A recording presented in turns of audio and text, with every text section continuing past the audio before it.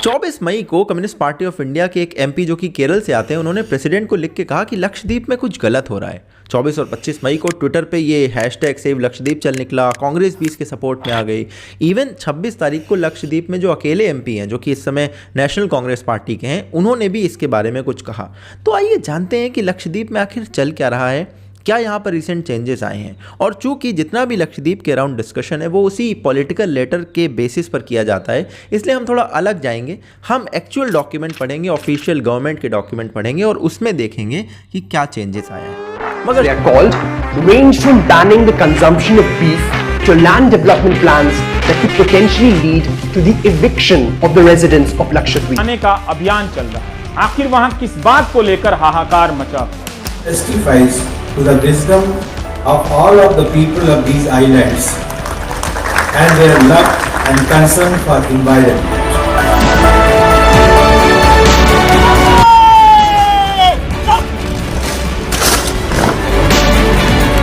Over the past few months, residents of Lakshadweep have expressed their outrage against a new set of regulations that could drastically change their lives.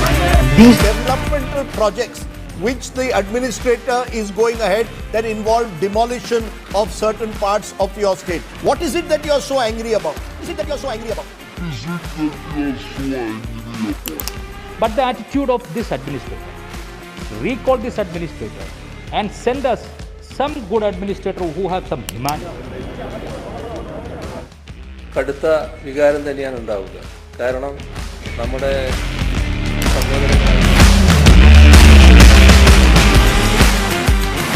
मगर शुरुआत करने के लिए आपकी geography lesson से शुरुआत करते हैं। लक्षद्वीप टोटल 36 आइलैंड्स का एक समूह है, जिसमें से 10 में लोग रहते हैं और 11वां जो है बंगाराम आइलैंड, उसमें मेनली रिजॉर्ट हैं, उसमें ज़्यादा लोग लोकल्स नहीं रहते। और इस पूरे आइलैंड की जो एरिया है वो 32 स्क्वायर किलोमीटर का है, जिसमें 64,000 लोग रहते हैं और इसमें से 90% से ज़्यादा मुस्लिम्स हैं। ये बात आगे इंपॉर्टेंट है, इसीलिए अभी बतानी पड़ रही है। इसके अलावा यहाँ की जो पॉपुलेशन है वो खेती से कमाती है, फिशिंग से कमाती है और टूरिज़्म एक उभरता हुआ व्यापार है यहाँ पर।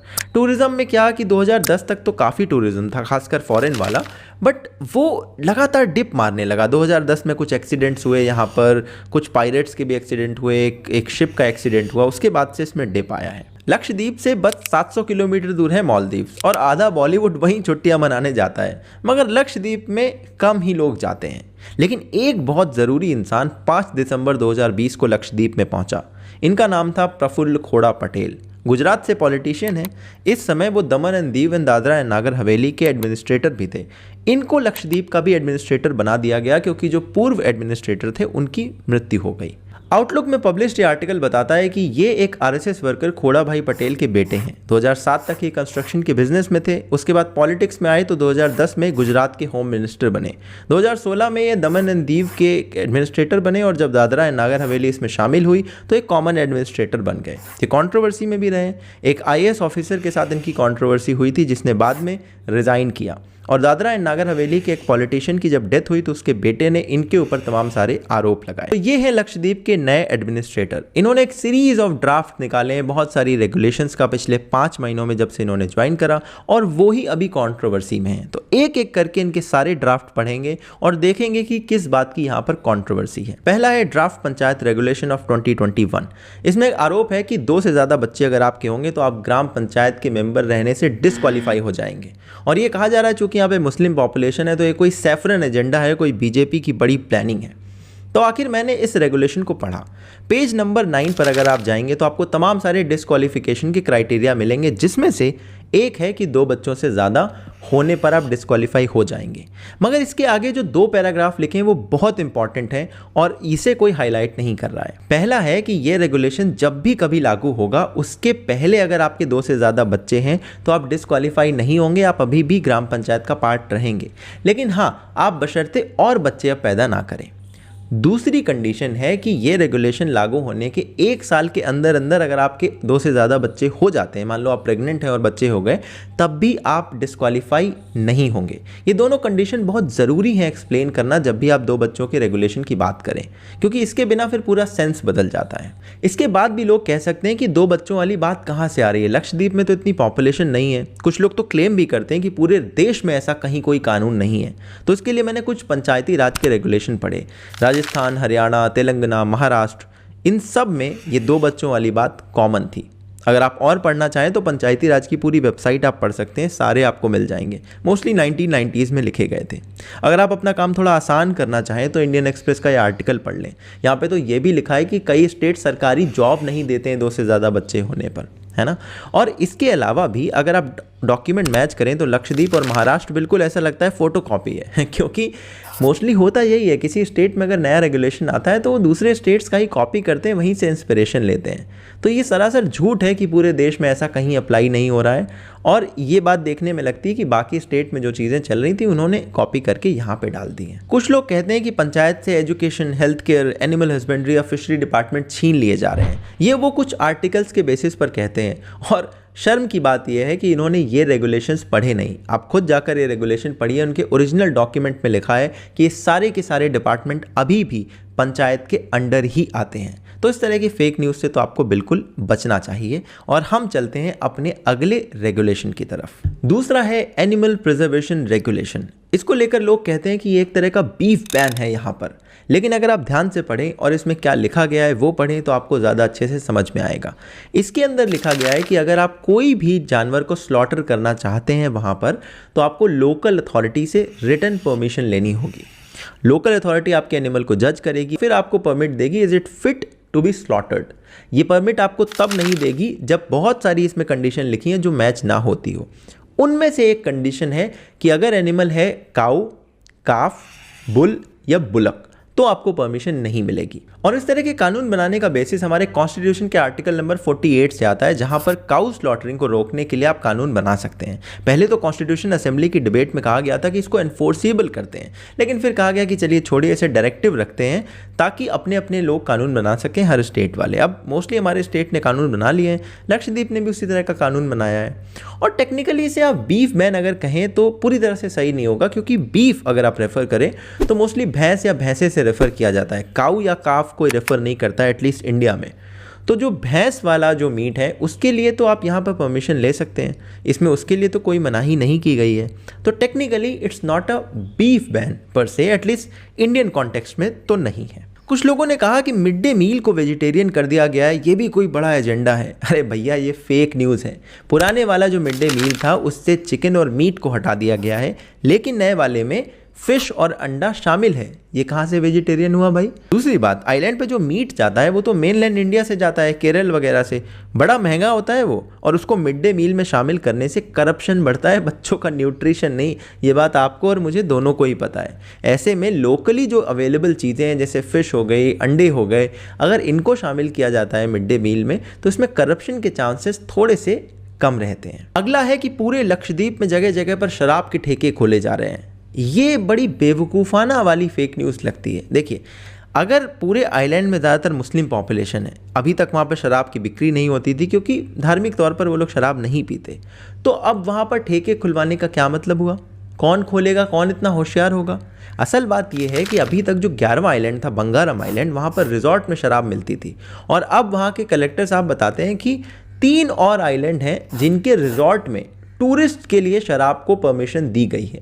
जगह जगह पर ठेके खुलवाने जैसी कोई बात नहीं है, तो ऐसी फेक न्यूज़ आप प्लीज़ थोड़ा सा अवॉइड करें। अब बात करते हैं अगले रेगुलेशन की। यह है prevention of anti social activities act, यानी कि पासा, या फिर जिसे गुंडा एक्ट भी कहते हैं। इसके तहत कहा जा रहा है कि जो भी बूट लेगर या dangerous person, human trafficker, property grabber या सेक्सुअल ऑफेंडर, इस तरह के तमाम सारे वर्ड्स हैं, आप सबकी इसमें डेफिनेशन भी दी गई है।